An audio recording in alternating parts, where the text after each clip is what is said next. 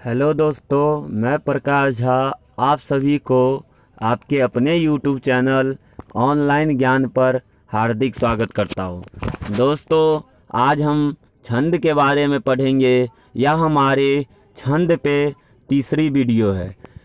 जिन लोगों ने हमारे पहले और दूसरे वीडियो को नहीं देखा है वह हमारे डिस्क्रिप्शन बॉक्स में दिए गए फर्स्ट और सेकेंड वीडियो को ज़रूर देखिएगा।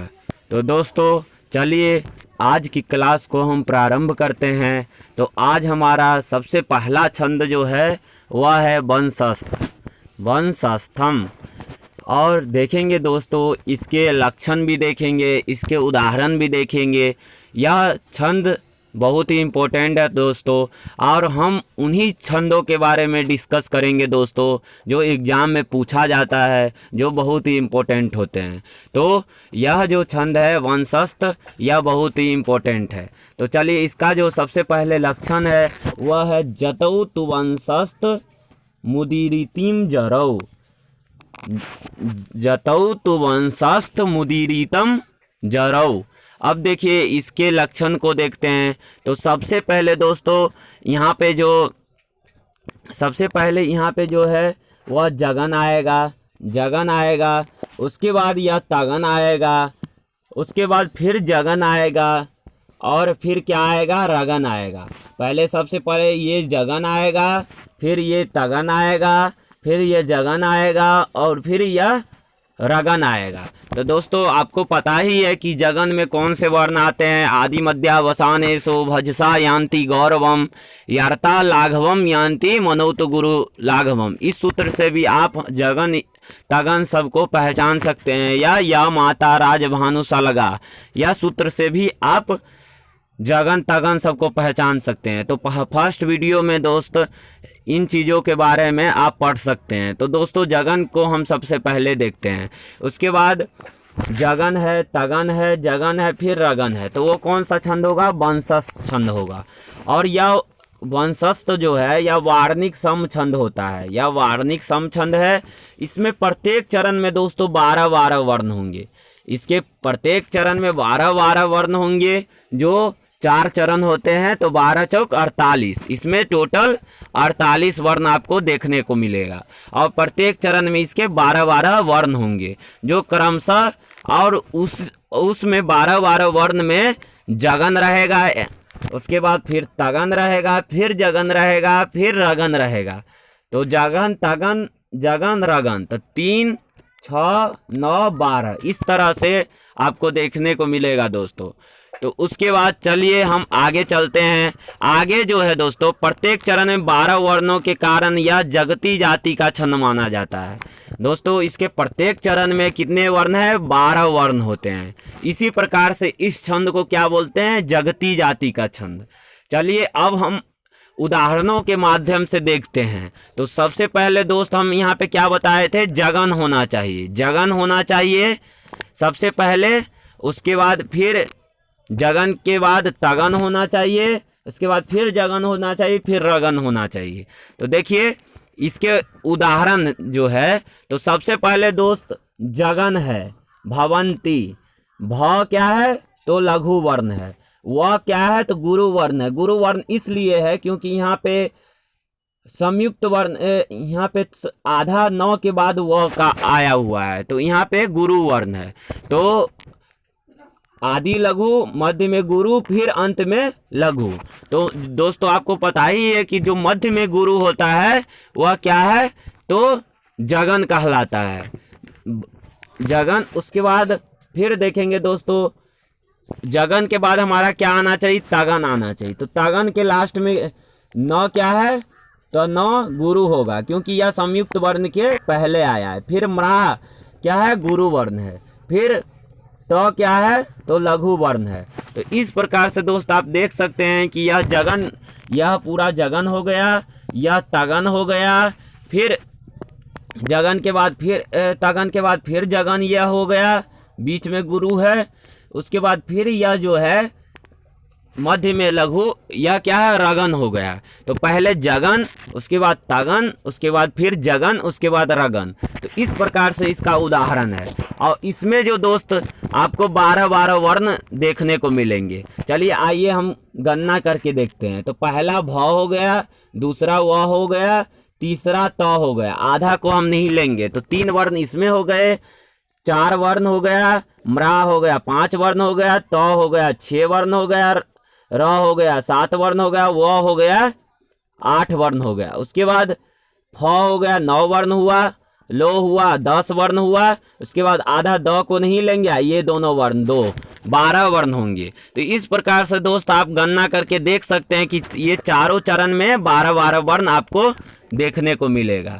चलिए अब हम अगले छंद पे चलते हैं। दोस्त यह जो छंद है यह बहुत इम्पोर्टेंट छंद है और यह अक्सर सभी एग्जामों में आपको देखने को जरूर मिलेगा।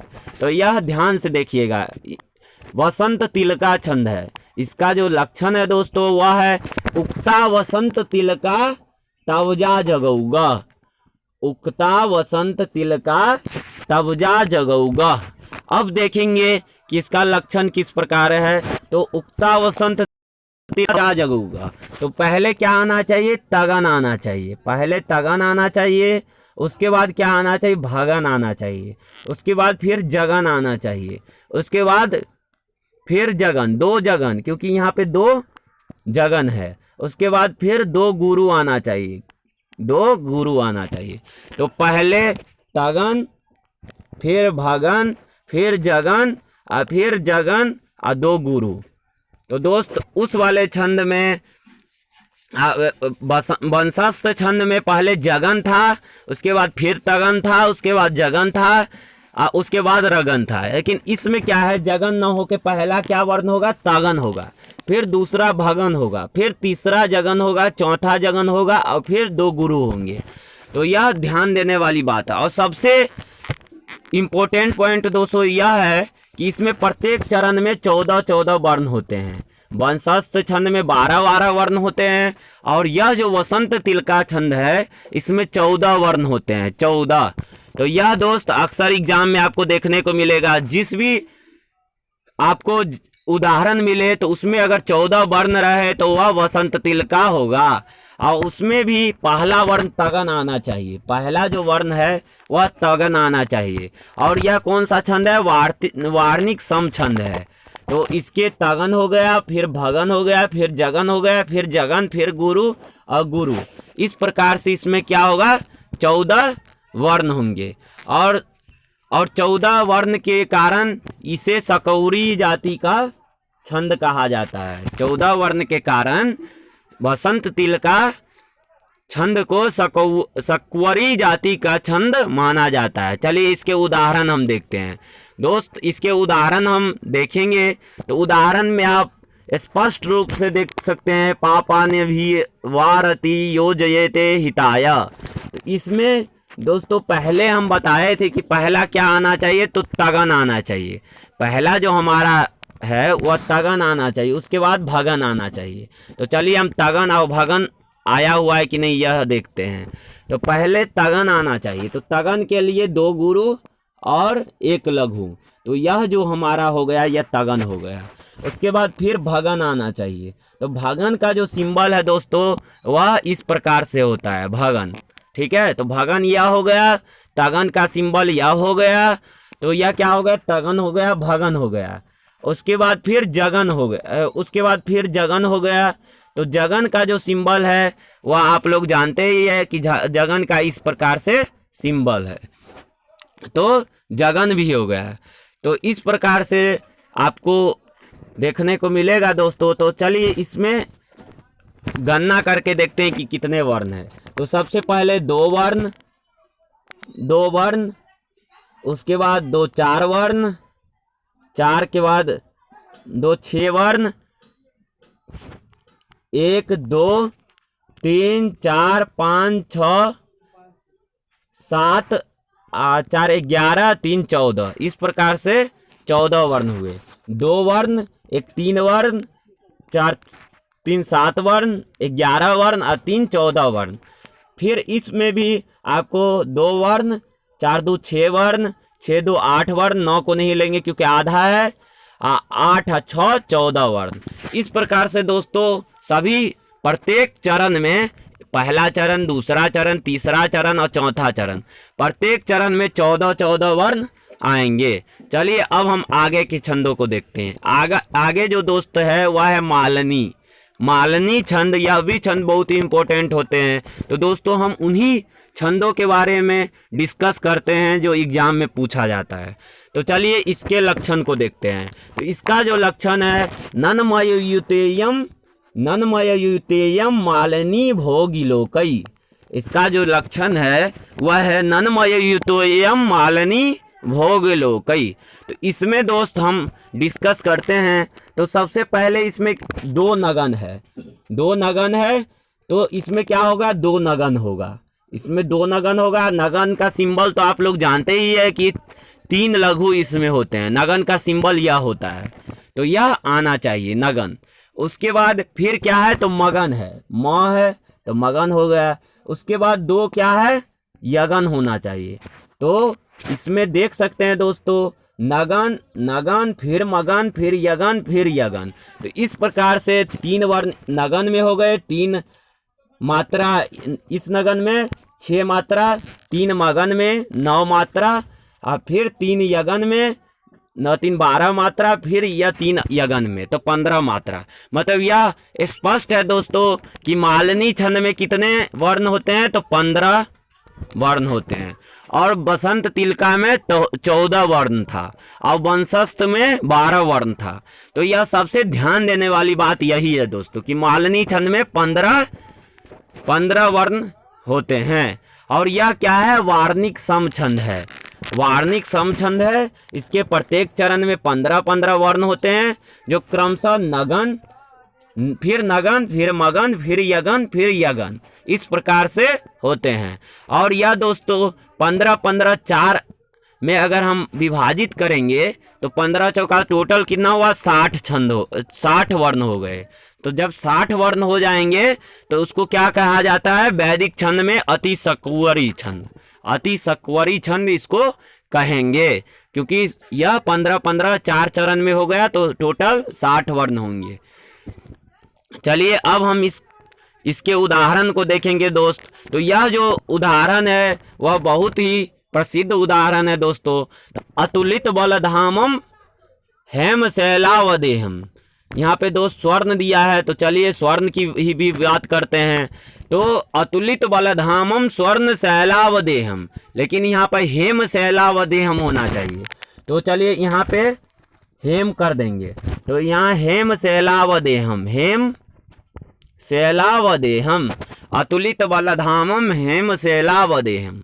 तो अतुलित जब करेंगे तो अ में क्या है, हरस्व है, तो यह भी हरस्व हो गया। तू में हरस्व है तो यह भी हरस्व हो गया। ली में हरस्व है तो यह भी हरस्व हो गया। तो यह जो 3 क्या है, हरस्व हो गए। तो यह जो सिंबल है दोस्त, यह नगन का सिंबल है। 3 नगन हो गया तो अतुली हो गया। फिर 3 नगन फिर आएगा, क्योंकि 2 नगन है तो 3 नगन फिर आ गया।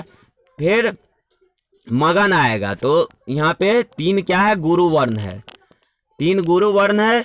तो अतुलित बलधामम हेम शैलावदेहम। उसके बाद फिर भगन के बाद फिर क्या आएगा, यगन आएगा। तो 2 हमारा क्या हो गया, यगन वर्ण हो गया। यह भी यगन और यह भी यगन। तो इस प्रकार से अतुलित, इसमें अक्षरों की संख्या हम गणना करते हैं। तो 2 वर्ण हो गया, 2 4 वर्ण हो गया, 4 2 6 वर्ण हो गया, 6 2 8 वर्ण हो गया, 8 2 10 वर्ण हो गया, 10 5 15 वर्ण हो गया। तो सभी चरण में इसके कितने वर्ण होंगे, 15 वर्ण होंगे। वह कौन सा छंद होगा, तो मालनी छंद होगा। चलिए अब हम आगे के प्रश्नों को देखते हैं। आगे हमारा है शिखरनी छंद। दोस्त यह भी इम्पोर्टेंट छंद है, इसलिए आप इन चीज़ों को भी ध्यान से देखिएगा। तो इसमें दोस्त यह इसका जो लक्षण है वह है रसय रुद्रश छिन्ना, रसय रुद्रश छिन्ना यमन सवलाघ शिखरणी, रसय रुद्रश छिन्ना यमन सवलाघ शिखरणी। तो सबसे पहले इसका जो होगा वह यगन होगा, यगन होगा सबसे पहले। उसके बाद मगन होगा, उसके बाद फिर नगन होगा, उसके बाद फिर सगन होगा, उसके बाद फिर क्या होगा, भगन होगा। उसके बाद लघु होगा, क्योंकि ल से लघु होता है, उसके बाद ग से क्या होगा, गुरु होगा। तो आप इन चीजों को देखिएगा, आपको अगर यह लक्षण याद रहेगा तभी दोस्त हो पाएगा। तो रसई रुद्र छिन्ना यमन सवालाघ शिखरणी, पहला वर्ण यगन, दूसरा मगन, तीसरा नगन, चौथा सगन, पांचवा भगन, छठा लघु और सातवां गुरु। तो इस प्रकार से इसमें रहेगा। और यह भी क्या है, वार्णिक समछंद है। इसमें प्रत्येक वर्ण इसके प्रत्येक चरण में 17 वर्ण होते हैं। तो दोस्तों आप लोग ध्यान दीजिएगा, इसमें जो है शिखरणी छंद में कितने अक्षर होते हैं, तो 17 अक्षर होते हैं। और बसंत तिलका में 14 अक्षर, मालिनी में 15 अक्षर, उसके बाद वंशस्त्र में 12 अक्षर, इंद्र वज्रा में 11 अक्षर। तो इन सब चीजों को आप ध्यान से देखिएगा। तो इसके प्रत्येक चरण में कितने वर्ण होंगे, 17 वर्ण होंगे। तो इस प्रकार से 4 अगर चरण हो गया तो 17 चौक 68, 68 क्या होंगे, 4 चरण में इसके वर्ण होंगे। तो चलिए हम यह उदाहरण के माध्यम से देखते हैं। उदाहरण जो है, अनाघ्रातम पुष्पम किसलमलूनम कररुहयै, इसका दोस्त इस प्रकार से लय बनेगा, अनाघ्रातम पुष्पम किसलमलूनम कररुहै। तो अनाघ्रातम पुष्पम, इतने को एक बार में लेंगे, उसके बाद फिर इतने वर्ण को एक बार में लेंगे। मतलब पहला 6 वर्णों को लेंगे, उसके बाद फिर 11 वर्णों को लेंगे। तो पहला जो 6 वर्णों को लेंगे, तो इसमें देखते हैं 6 वर्ण है कि नहीं। तो अनाघ्रातम 4 वर्ण हो गया, आधा 100 को नहीं लेंगे तो यह 2 वर्ण हो गया। तो 4 2 6 वर्ण हो गया। फिर 4 ये हो गए, 4 3 7 हो गया, 4 11 हो गया। तो इस प्रकार से पहला पर यति, यहाँ पे जो यति देंगे, यहाँ पे विराम देंगे, तो 6 वर्ण को लेंगे, फिर 11 वर्ण को, फिर यहाँ पे 6 वर्ण को, फिर यहाँ 11 वर्ण को। और यहाँ पे देखेंगे दोस्त कि क्या है, तो रसय रुद्र छिन्ना यमन सबलाग, तो यह क्या है, यगन है। यगन यह हो गया, फिर मगन हो गया, यह मगन हो गया, फिर यह क्या होगा, यमन, यह नगन हो गया, फिर यह सगन हो गया। इसी प्रकार से दोस्त फिर यह लघु, इसी प्रकार से दोस्त यह आएगा, अनाघ्रातम पुष्पम। उसके बाद रन्ना विधम रत्न, तो इस प्रकार से 6 को हम एक साथ लेंगे, उसके बाद 11 को एक साथ लेंगे। तो इसमें टोटल कितने वर्ण होंगे, तो 17 पहला चरण, 17 दूसरा चरण, 17 तीसरा चरण और 17 चौथा चरण। और इसके प्रत्येक में पहला यगन, दूसरा मगन, उसके बाद नगन, उसके बाद सगन, उसके बाद फिर भगन, उसके बाद लघु गुरु। इसी प्रकार से आप देख सकते हैं, यगन, उसके बाद फिर मगन, उसके बाद फिर नगन, क्योंकि जो यगन का सिंबल होता है वह इस प्रकार से यगन का सिंबल होता है, मगन का जो सिंबल होता है वह इस प्रकार से होता है। तो इस प्रकार से दोस्त उम्मीद करता हूँ कि आज की क्लास आपको पसंद आया होगा। अगर आज की क्लास आपको पसंद आया होगा तो हमारे चैनल को लाइक कीजिएगा, हमारे चैनल को सब्सक्राइब कीजिएगा, हमारे वीडियो को शेयर कीजिएगा। जय हिंद दोस्तों।